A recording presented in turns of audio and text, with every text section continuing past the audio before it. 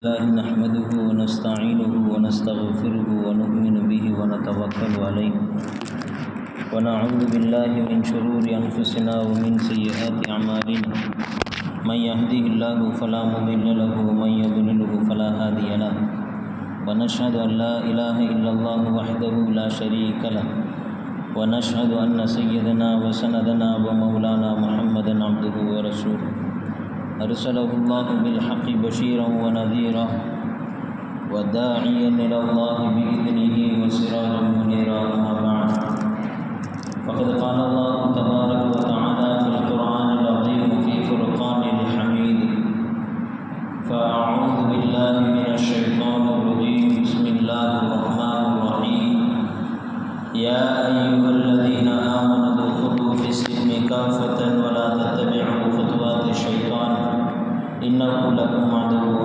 مبين. صدق الله العليم.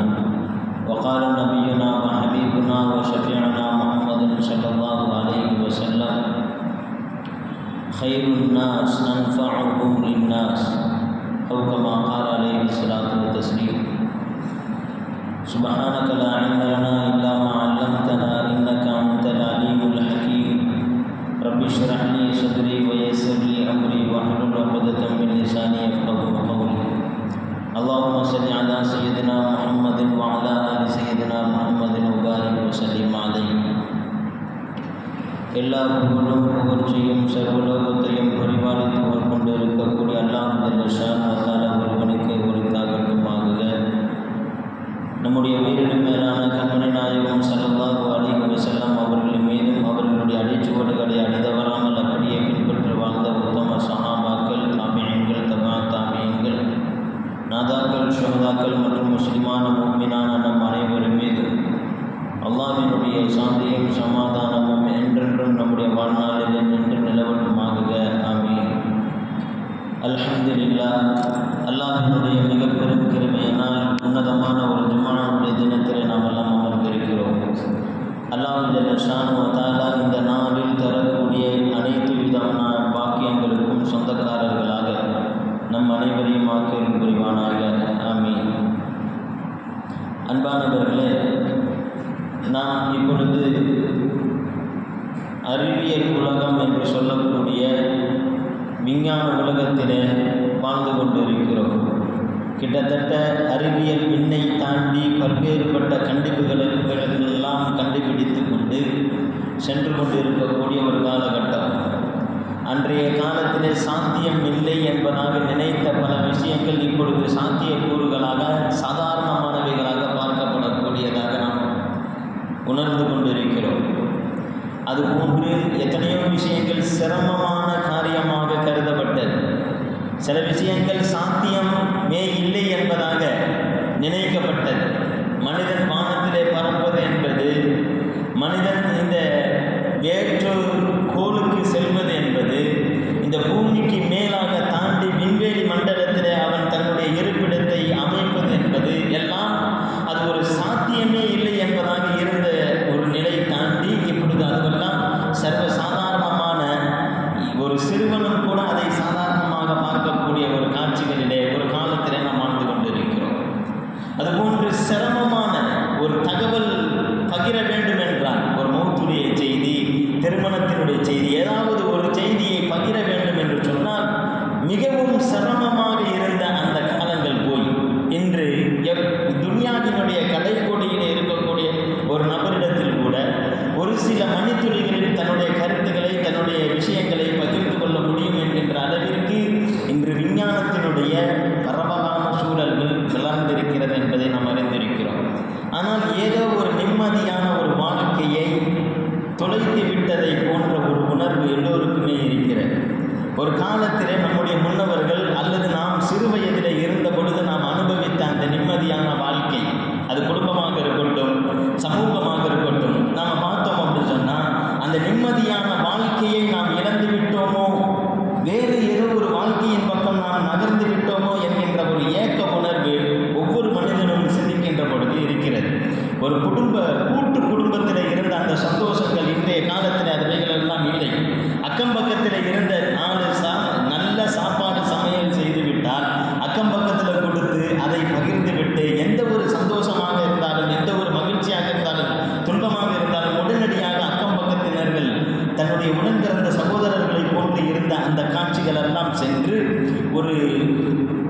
கூண்டு கிளிகளை போன்று நாம் இப்பொழுது வாழ்ந்து கொண்டிருக்கிறோம்.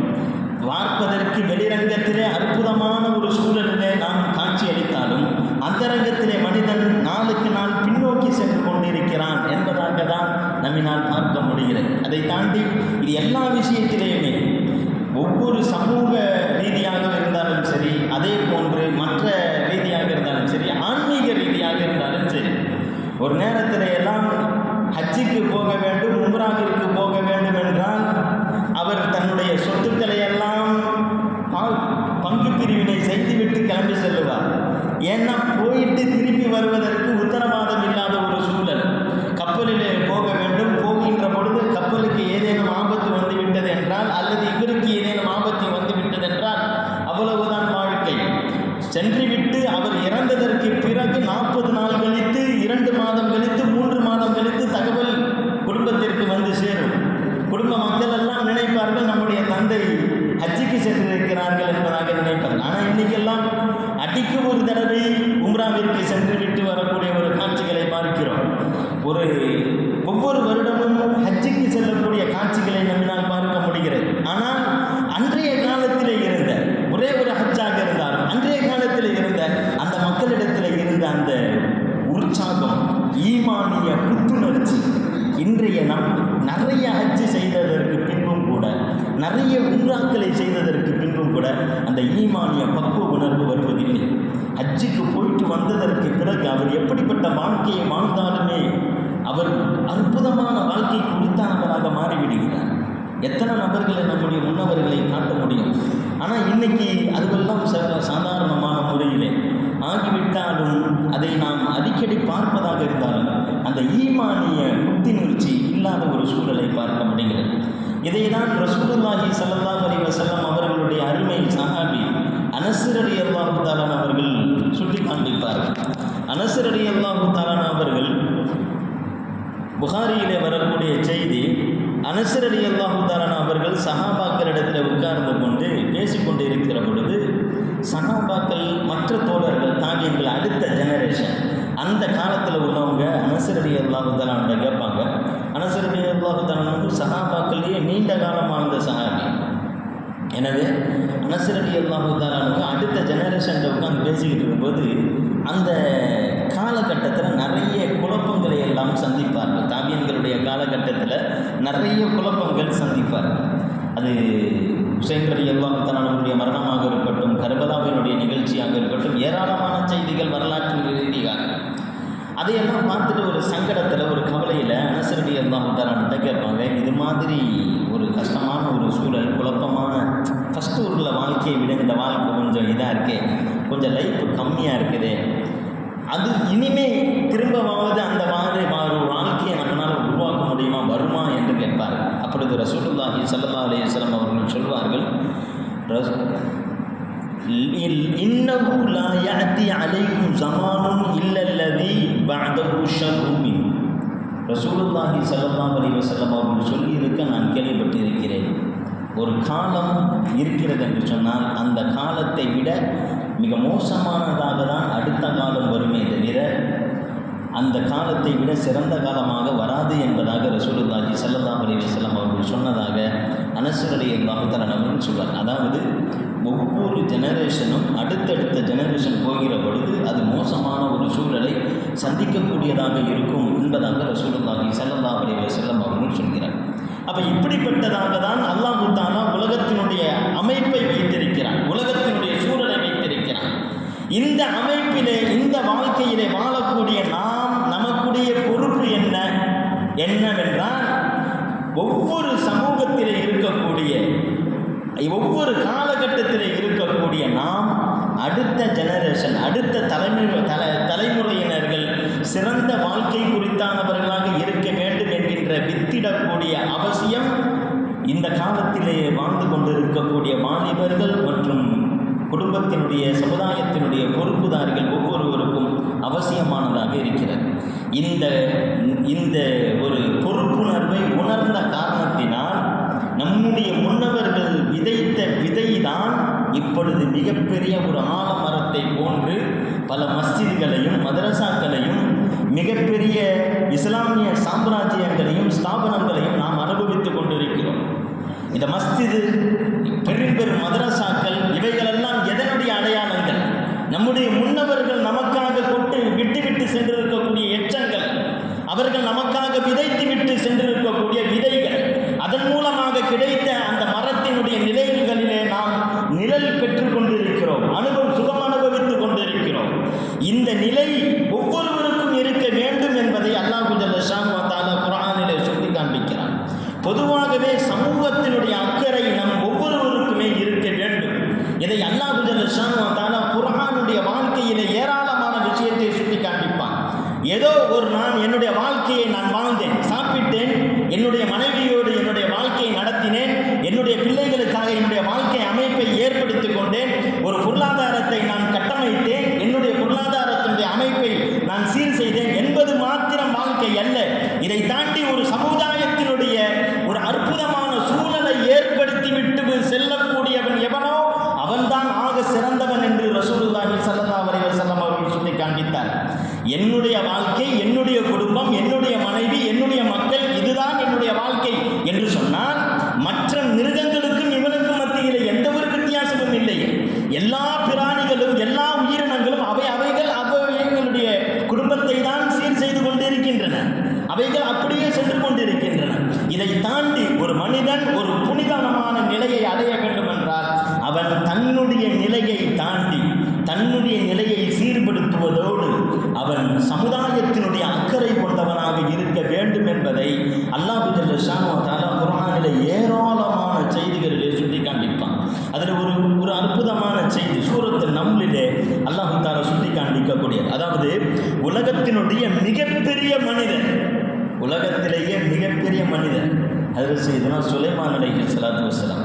படைப்பினத்திலேயே ஆக சிறிய படைப்பு எறும்பு படைப்பிலேயே ஆக சிறிய படைப்பு. சுலைமான் அலைஹிஸ்ஸலாம் படைப்பிலேயே மனிதர்களையே ஆக சிறந்த பெரிய மனிதன். ஏன் சிறந்த பெரிய மனிதர் என்று சொல்கிறேன் என்றால், இரண்டு உலகத்தினுடைய பாக்கியங்களும் ஒன்றாக கொடுக்கப்பட்டவர்கள் சுலைமான் அலைஹிஸ்ஸலாத்து வஸ்ஸலாம் அவர்கள்.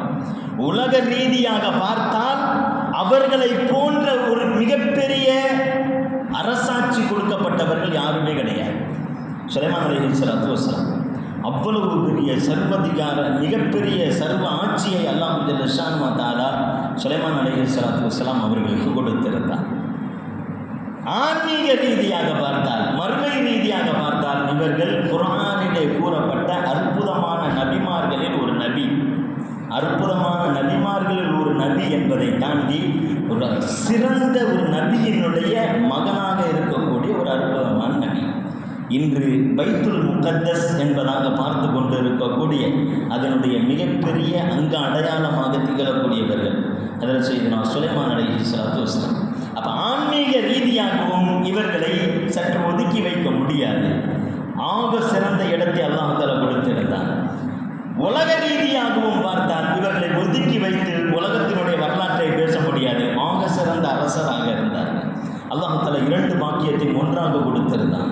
இந்த சுலைமான் அலைஹிஸ்ஸலாத்து வஸ்ஸலாம் அவர்களுக்கு படைப்பிலேயே ஆக சிறிய படைப்பாக இருக்கக்கூடிய எறும்பின் மூலமாக ஒரு பாடத்தை அல்லாஹ் தஆலா சுட்டி காண்பிக்கிறான். சுலைமான் அலைஹிஸ்ஸலாத்து வஸ்ஸலாம் அவர்களுடைய படை வேகமாக சென்று கொண்டிருக்கிறது, போருக்காக சென்று கொண்டிருக்கின்ற பொழுது அந்த செய்தியை அல்லாஹ் தஆலா குர்ஆனிலே சுட்டி காண்பிக்கிறான்.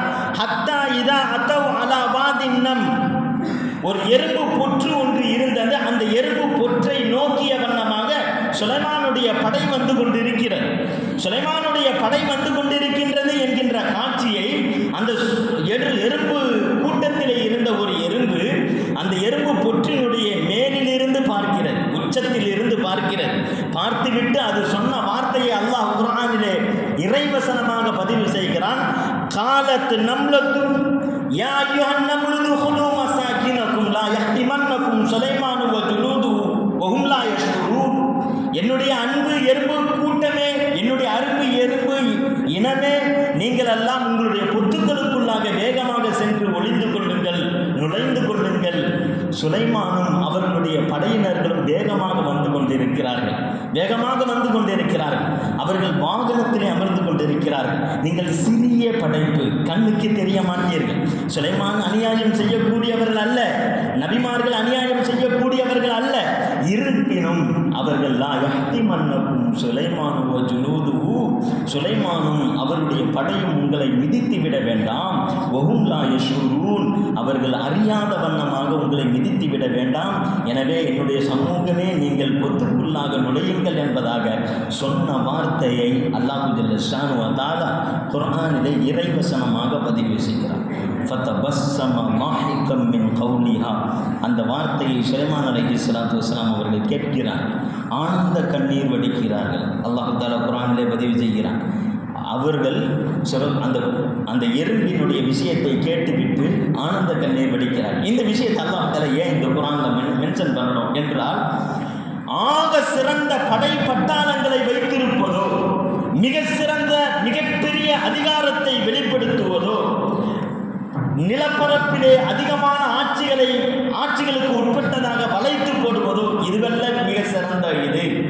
இதை தாண்டி ஆட்சி பொறுப்பிலே, அதிகார பொறுப்பிலே பொறுப்புதாரிகளாக இருக்கக்கூடிய ஒவ்வொருவருக்கும் ஆக சிறந்த பண்பு என்னவென்றால், தன்னுடைய சமுதாயத்தினுடைய அக்கறை, தன்னுடைய சமுதாயத்தை பற்றி சிந்திக்கக்கூடிய பண்பு இருக்க வேண்டும்.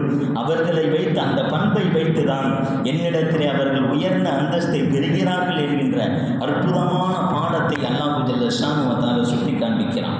அன்பு பெருமக்களே, இந்த சமுதாயத்தினுடைய அக்கறை, நான் வாழ்ந்த என்னுடைய குடும்பம், என்னுடைய சமூகம் என்று தாண்டி சமுதாயத்திற்கு தேவையான விஷயங்களை உடனடியாக நிறைவேற்றக்கூடிய அந்த பண்பு யாரிடத்தில் இருக்கிறதோ அவருக்கு அல்லாஹ் கொடுக்கக்கூடிய சன்மானம் என்பது சாதாரணமானது அல்ல. ரசூலுல்லாஹி ஸல்லல்லாஹு அலைஹி வஸல்லம் அவர்கள் சொல்கிறார்கள், அஹப்புன் நாஸி இலல்லாஹி அன்ஃபஉஹும் லின்னாஸ், அல்லாஹ்வினுடைய பிரியத்திற்குரியவர்களாக நீங்கள் ஆக வேண்டுமா? அல்லாஹ்வினுடைய காதலர்களாக நீங்கள் ஆக வேண்டுமா? நேசத்திற்குரியவர்களாக ஆக வேண்டுமா? அடுத்த மக்களுக்கு உபகாரத்தோடு நீங்கள் நடந்து கொள்ளுங்கள். அடுத்த மக்களுக்கு ஏதாவது உங்களின் மூலமாக பலன் கிடைக்க வேண்டும். ரொம்ப பணபலம் இருக்க வேண்டும் என்று அல்ல, உங்களினால் என்னென்ன உதவிகளை செய்ய வேண்டுமோ அடுத்தவர்களுக்கு அந்த உதவிகளை அவ்வப்பொழுது நீங்கள் செய்து கொள்ளுங்கள். அதன் மூலமாக மிகப்பெரிய அந்தஸ்தை நீங்கள் பெறுவீர்கள் என்பதை ரசூலுல்லாஹி ஸல்லல்லாஹு அலைஹி வஸல்லம் அவர்கள் சொல்கிறார். சொல்லிவிட்டு பட்டியல் போடுகிறாங்க. நல்லா கவனிக்கணும், என்னென்ன விஷயங்கள் உதவி. ரசூலுல்லாஹி ஸல்லல்லாஹு அலைஹி வஸல்லம் அவர்கள் சொல்கிறார்கள், அஹப்புல் அஅமாலி இலல்லாஹ், அல்லாஹ்விடத்திலே ஆக சிறந்த மிகவும் பிடித்தமான அமல் என்னவென்று சொன்னால், சுரூருன் யுத்கிலுஹு அலா முஸ்லிம், அடுத்த மனிதனை சந்தோஷப்படுத்தணும். ஒரு சகோதரனுக்காக ஏதாச்சும் ஒரு சந்தோஷத்துக்கு, என்னுடைய மனசு என்னுடைய ராகத்தில், என்னுடைய சகோதரனுடைய ராகத்துக்காக ஏதாச்சும் ஒரு சந்தோஷத்தை சந்திக்கின்ற பொழுது, அஸ்ஸலாமு அலைக்கும் என்பதாக சந்திக்கின்ற பொழுது அவர் முகமலர்ச்சியை வெளிப்படுத்துவது, ஒரு மனிதனை சந்திக்கின்ற பொழுது தன்னுடைய முகமலர்ச்சியை, சந்தோஷத்தை வெளிப்படுத்துவது, அன்பை வெளிப்படுத்துவது, இது அல்லாஹ்விற்கு மிக பிடித்தமான அமல் என்று ரசூலுல்லாஹி ஸல்லல்லாஹு அலைஹி வஸல்லம் அவர்கள் சொல்கிறார். அல்லது அவர் ஏதாச்சும் சிரமத்தில் இருக்கிறாரா, அந்த சிரமத்தில் இருக்கிறார்னு உங்களுக்கு தெரியுதா, உடனடியாக அந்த சிரமத்தை அகற்ற முடியும் என்கின்ற ஆற்றல் பலம் உங்களிடத்தில் தகுதி இருக்கிறதா, உடனடியாக அந்த சிரமத்தை நீங்கள் அகற்றி விடுங்கள். அவர் ஏதாவது பொருளாதார நெருக்கடியில் இருக்கிறாரா, அந்த பொருளாதார நெருக்கடியிலே இருக்கக்கூடிய அந்த நபரை மீட்டெடுக்க முடியும் என்கின்ற ஆற்றல் உங்களிடத்தில் இருக்கிறதா, அல்லது ஆற்றல் உள்ள நபரை உங்களுக்கு தெரியுமா? அப்படி தெரிந்தால் அவருடைய அந்த பொருளாதார நெருக்கடியை ஏற்படுத்தி நீக்குவதற்கு நீங்கள் முயற்சிகளை செய்யுங்கள். அல்லது அவர் ஏதாவது பசியிலே இருக்கிறாரா, வறுமையிலே இருக்கிறாரா, அந்த வறுமையிலே அந்த பசியை ஆற்றுவதற்கான முயற்சிகளிலே ஈடுபடுங்கள். ரசூலுல்லாஹி ஸல்லல்லாஹு அலைஹி வஸல்லம் அவர்கள் சொல்லிவிட்டு சொல்கிறார்கள், அல்லாஹு அக்பர், இந்த வார்த்தையை கவனிக்க வேண்டும். லஅன் அம்ஷி மஅ அஹின் லீ ஃபீ ஹாஜத்தின் அஹப்ப இலைய மின் அன் அஅதகிஃப ஃபீ ஹாதல் மஸ்ஜித் ஸஹரன். இந்த மஸ்ஜித் நபவியை பார்த்துக் கொள்ளுங்கள், இந்த மஸ்ஜித் நபவியை பார்த்துக் கொள்ளுங்கள். இந்த மஸ்ஜித் நபவியில் ஒரு மாதம் இஅ்திகாஃப் உட்கார்ந்து இருந்தால் என்ன நன்மையோ அந்த நன்மையை தன்னுடைய சகோதரனுடைய தேவையை நிறைவேற்ற வேண்டும் என்பதற்காக வெளியிலே கொஞ்ச இருக்கிறானே அவன் பெற்றுக்கொள்ளுவான் என்று ரசூலுல்லாஹி ஸல்லல்லாஹு அலைஹி வஸல்லம் அவர்கள் சொல்கிறார். மஸ்ஜித் நபவி சாதாரணமான, பொதுவாகவே மஸ்ஜித் அப்படின்னாலே பாக்கியமானது, அதில் ஏத்திகாஃப் இருக்கிறதுன்றது வந்து மிகப்பெரிய பாக்கியமானது. அப்படி இருக்கும்போது மஸ்ஜித் நபவியில் ஆக சிறந்த பாக்கியமானது. அந்த மஸ்ஜித் நபவியில் 1 மாத காலம் ஏத்திகாஃப் இருந்ததனுடைய நன்மை தன்னுடைய சகோதரனுடைய தேவைக்காக ஏதோ ஒரு பொருள் இல்லை, அந்த பொருள் வாங்குறதுக்காண்டு போகிறார். ஏதாச்சும் ஒன்று கஷ்டம், அவர் கஷ்டத்தை நீக்கணுன்றதுக்காக போகிறார். அவருக்கு உடம்பு சரியில்லை, அவரை போய் சந்திக்கணும் என்பதற்காக போகிறார் என்றால் அல்லாஹு தாலா 1 மாதம் இஅ்திகாஃப் செய்ததனுடைய நன்மையை அல்லாஹு தாலா கொடுக்கிறாங்க. அல்லாஹு தாலா குர்ஆனிலே ஏராளமான சாலிஹீன்களை அடையாளப்படுத்துகிறான். குர்ஆனில் ஏராளமான நல்லடியார்கள் என்பதாக மென்ஷன் பண்ணுகிறான். அப்படி அடையாளப்படுத்தக்கூடிய அத்தனை நபர்களும் யார்? அத்தனை நபர்களும் யார்? வெறுமனே வணக்கசாலிகள் அல்ல. நல்லா விளங்கணும். நம்மளாம் நினைக்கிறது என்னன்னா, சாலிஹீன்கள் அப்படின்னா அவுலியாக்கள், இறைநேசர்கள் என்றால் தஸ்பீஹை கையும் வச்சுக்கிட்டு மெஹராபுக்கு பக்கத்திலே உட்கார்ந்துக்கிட்டு நம்முடைய இபாதத்தில் மட்டுமே, வணக்க வழிபாட்டில் மட்டுமே இருப்பது என்பது அல்ல. இதை தாண்டி சமுதாயத்தினுடைய அக்கறை உள்ளவர்களாக இருக்க வேண்டும். அப்படிப்பட்டவர்களை தான் அல்லாஹு தஆலா சாலிஹீன்கள் என்பதாக அல்லாஹு தஆலா அடையாளப்படுத்துகிறான். நம்மளாம் நினைச்சு வச்சிருக்கிறது என்னன்னா, வெறுமனே வணக்க வழிபாட்டோடு நம்முடைய இஸ்லாம் முடிஞ்சிருச்சு என்பதாக நினைக்கிறோம். அப்படின்னா இந்த இஸ்லாத்திற்கும் மற்ற சமூகத்திற்கும் வித்தியாசமே இல்லை. எல்லா சமுதாயத்திலுமே வணக்க வழிபாடுகள் இருக்கதான் செய்கிறது. வணக்க வழிபாடுகள் வித்தியாசமாக இருக்கிறது, அவ்வளவுதான். அப்போ இதுவும் 10 1 11 என்பதாக ஆகிவிடும். அதுக்கல்ல, வணக்க வழிபாடுகளை தாண்டி பண்பியல் என்கின்ற, குணாதிசயம் என்கின்ற அற்புதமான பாடத்தை, வழிகாட்டுதலை இந்த தீனில் இஸ்லாம் ஏராளமாக கொடுக்கிறது. ஒன்னொன்று தெரியுமா? நாம் இப்பொழுது முஸ்லீமாக இருக்கிறோம் என்றால், இந்த இந்தியாவிற்கு இஸ்லாம் வந்தது என்றால் சஹாபாக்களுடைய பண்பியலின் மூலமாக தான் வந்தது என்பதை நாம் விளங்கணும். சஹாபாக்கள் வியாபாரம் செய்வதற்காக வந்த பொழுது அவர்களிடத்தில் இருக்கக்கூடிய அந்த பண்பு, நல்ல குணங்கள், இதை பார்த்து மக்கள் இஸ்லாத்தை ஏற்றுக்கொண்டார்கள். இந்த பண்பை நீங்கள் எங்கு கற்றுக்கொண்டீர்கள் என்பதாக கேட்டார்கள். இது மாதிரி ஒரு தீர்க்கதரிசி வந்திருக்கிறார், நபி வந்திருக்கிறார் என்பதாக சஹாபாக்கள் அறிவிப்பு செய்ய, சஹாபாக்களில் அந்த அவருடைய சொற்களை பார்த்து ஈமான் கொண்ட மக்கள் தான் இப்பொழுது நாம் ஈமானுக்கு காரணமாக இருந்தவர்கள். நாமெல்லாம் இப்பொழுது ஈமானுடையவர்களாக இருப்பதற்கு மிகப்பெரிய காரணகர்த்தமாக இருந்தது என்பது அந்த சஹாபாக்களுடைய உயரிய நற்சேவைகள் என்பதை நாம் விளங்குகிறோம். அதில் செய்தோம் இப்ராஹிம் அலைஹிஸ்ஸலாத்து வஸ்ஸலாம் துல்ஹஜ் மாதம் வந்துருச்சுன்னா, துல்காதா மாதம் வந்துருச்சுன்னா மறக்காமல் எல்லா மஸ்ஜிதிலையும் அவர்களுடைய பெயர் ஒழிக்கும்படியாக அல்லாஹ் தஆலா வைத்திருக்கிறார். அவ்வளவு பெரிய தியாகம், சாதாரணமான தியாகமா? தன்னுடைய மனைவியை அல்லாஹ்விற்காக விட வேண்டும் என்று சொல்கிற பொழுது உடனடியே விட்டார்கள். தன்னுடைய பிள்ளையை விடு என்று சொன்ன பொழுதும் விட்டார்கள். எல்லாத்தையும் விடுறாங்க. தன்னுடைய செல்வத்தை விடுனா செல்வத்தை விடுறாங்க, எல்லாத்தையும் விடுறாங்க. எவ்வளவு பெரிய தியாகம்! அல்லாஹ்விற்காக தன்னுடைய உயிரை நெருப்பு குண்டத்திலே போடுவதற்கு தயங்கவில்லை. எவ்வளவு பெரிய தியாகம்! தன்னுடைய மகனை தன்னுடைய கரத்தை கொண்டு அறுப்பதற்கு துணிந்து விட்ட மிகப்பெரிய தியாகி இப்ராஹிம் அலைஹிஸ்ஸலாத்து வஸ்ஸலாம் அவர்கள். ரசூலுல்லாஹி ஸல்லல்லாஹு அலைஹி வஸல்லம் ஜிப்ரீல் அலைஹிஸ்ஸலாத்து வஸ்ஸலாம் அவரிடத்தில் கேட்கிறார்கள். பைஹக்கிலே பதிவாகி இருக்கிறது, யா ஜிப்ரீல் லிமா இத்தஹதல்லாஹு இப்ராஹிம ஹலீலா. அல்லாஹு தஆலா இப்ராஹிம் அலைஹிஸ்ஸலாத்து வஸ்ஸலாம் அவர்களை மட்டும் குறிப்பாக்கி ஹலீலாக தேர்வு செய்ததற்கான காரணம் என்ன என்று கேட்கிறார். ஹலீலாக, உற்ற நேசராக தேர்வு செய்ததற்கான காரணம் என்ன என்று கேட்கிற பொழுது ஜிப்ரீல் அலைஹிஸ்ஸலாத்து வஸ்ஸலாம் அவர்கள் எத்தனை விஷயத்தை சொல்லலாம். இப்ராஹிம் அலைஹிஸ்ஸலாத்து வஸ்ஸலாமுடைய சம்பவங்கள் ஏராளமான இருக்கு, எவ்வளவு விஷயத்தை சொல்லலாம். ஜிப்ரீல் அலைஹிஸ்ஸலாத்து வஸ்ஸலாம் அவர்கள் சொன்னார்கள், யா முஹம்மது ஸல்லல்லாஹு அலைஹி வஸல்லம், ரசூலுல்லாஹ்வே அவர்கள் பசித்தவர்களுக்கு உணவளிக்கக்கூடியவர்களாக இருந்தார்கள். எந்த ஒரு வேலையுமே அவர்கள் அடுத்தவர்களுக்கு கொடுக்காமல் தான் சாப்பிட மாட்டார்கள். இந்த பண்பின் காரணத்தினால், சமுதாயத்தின் மீது இருந்த அந்த அக்கறையின் காரணத்தினால் அல்லாஹ் தஆலா அவரை ஹலீலாக தேர்வு செய்து கொண்டான் என்று ஜிப்ரீல் அலைஹிஸ்ஸலாத்து வஸ்ஸலாம் அவர்கள் சொன்னார்கள். என்றால் சமுதாயத்தினுடைய சிந்தனை, சமுதாயத்தினுடைய கவலை, சமுதாயத்தினுடைய அக்கறை என்பது நமக்கு எந்த அளவிற்கு மிக முக்கியமானது, அவசியமானது, அல்லாஹ் தஆலா விரும்பக்கூடிய ஒன்று என்பதை நாம் விளங்க வேண்டும். ஹஜ்ரத் மூசா அலைஹிஸ்ஸலாத்து வஸ்ஸலாம் அவர்களுடைய சரித்திரத்தை அல்லாஹ் தஆலா பேசுகிறான். யார் மூசா அலைஹிஸ்ஸலாம்? அல்லாஹ் ஜல்ல ஷானு வ தஆலாவிடத்தில் பேசிய ஒரு அற்புதமான இறை தூதர், நபியில் இருக்கக்கூடியவர்கள். அந்த மூசா அலைஹிஸ்ஸலாத்து வஸ்ஸலாம் அவருடைய சரித்திரம் எல்லா நபிமார்களும் வந்தது எதுக்காண்டி?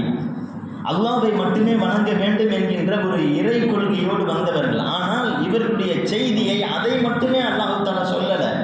எல்லா நபிமார்களுடைய சேவைகளை அல்லாஹ் தஆலா சொல்லி காண்பிக்கிறான். ஒன்றுமில்லை, அல்லாஹ் ஜல்ல ஷானு வ தஆலா மூசா அலைஹிஸ்ஸலாத்து வஸ்ஸலாம் அவருடைய செய்தியை சொல்லும்போது ஒரு விஷயத்தை சொல்கிறான்.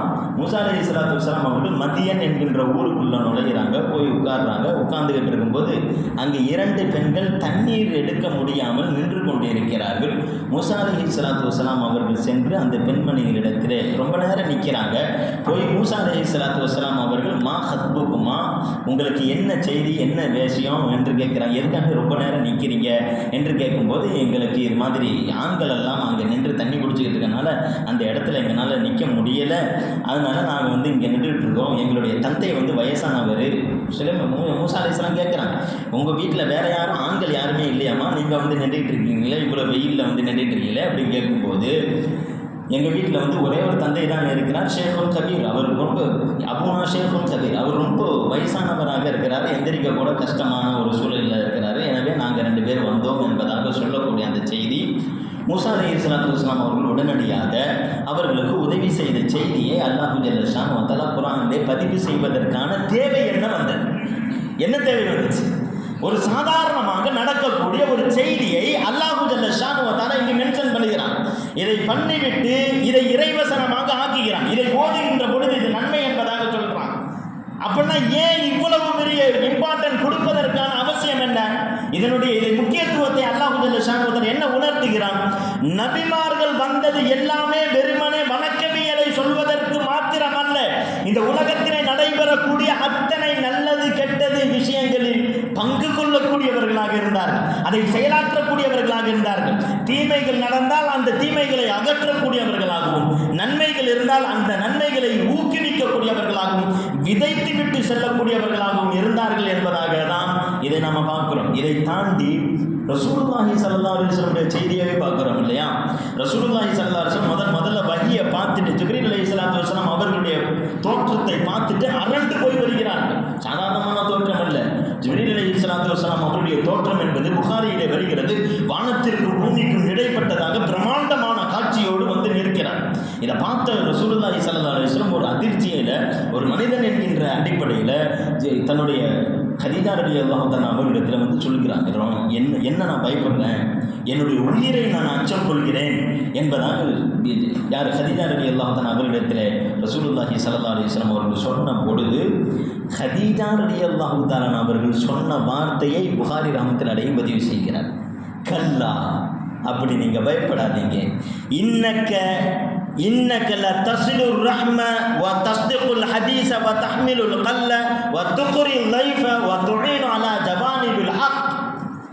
நீங்கள் கவலைப்பட வேண்டாம், நிச்சயமாக நீங்கள் கவலைப்பட வேண்டாம். நீங்கள் யார்? நீங்கள் உறவுகளை பேணி வாழ்கிறீர்கள், பேசுகின்ற பொழுது சத்தியத்தை பேசுகிறீர்கள். யாரேனும் ஒருவர் கஷ்டப்பட்டு கொண்டிருந்தால் அந்த கஷ்டத்தை நீங்கள் நீக்குவதற்காக முயற்சிகளில் ஈடுபடுகிறீர்கள். யாரேனும் ஒருவர் அநீதம் இழைக்கப்பட்டார் என்று சொன்னால் அந்த அநீதம் இழைக்கப்பட்டவருக்கான நியாயத்தை வாங்கி கொடுப்பதற்காக நீங்கள் போராடுகிறீர்கள். நல்ல சேவைகளை நீங்கள் செய்து கொண்டிருக்கிறீர்கள். யார் யாரெல்லாம் உங்களை நாடி வருகிறார்களோ, உங்களுடைய உங்களிடத்திலே தேவையோடு நிற்கிறார்களோ, அவர்களை எல்லாம் நீங்கள் சங்கைப்படுத்தக்கூடியவர்களாக இருக்கிறீர்கள். இப்படி இருக்கிற பொழுது அல்லாஹ் ஜல்ல ஷானு வ தஆலா நிச்சயமாக உங்களை கைவிட மாட்டான் என்பதாக ஹஜ்ரத் சையதுனா கதீஜா ரலியல்லாஹு அன்ஹா அவர்கள் ரசூலுல்லாஹி ஸல்லல்லாஹு அலைஹி வஸல்லம் அவரிடத்தில் சொல்கிற பொழுது, நபி ஸல்லல்லாஹு அலைஹி வஸல்லம் அவருடைய பண்பியலை நம்மினால் உணர்ந்து கொள்ள முடிகிறது. நாம் விளங்கி பார்க்க வேண்டும். அன்பு பெருமக்களே, அந்த அடிப்படையில் நம்முடைய வாழ்க்கையில் வாழுகின்ற பொழுது எதிர்கால சமுதாயம், வரக்கூடிய ஒரு ஜெனரேஷன் ஒரு நல்ல வாழ்க்கையை வாழ வேண்டும் என்கின்ற அக்கறை உணர்வு என்பது ஒவ்வொருவரிடத்திலையும் இருக்க வேண்டும்.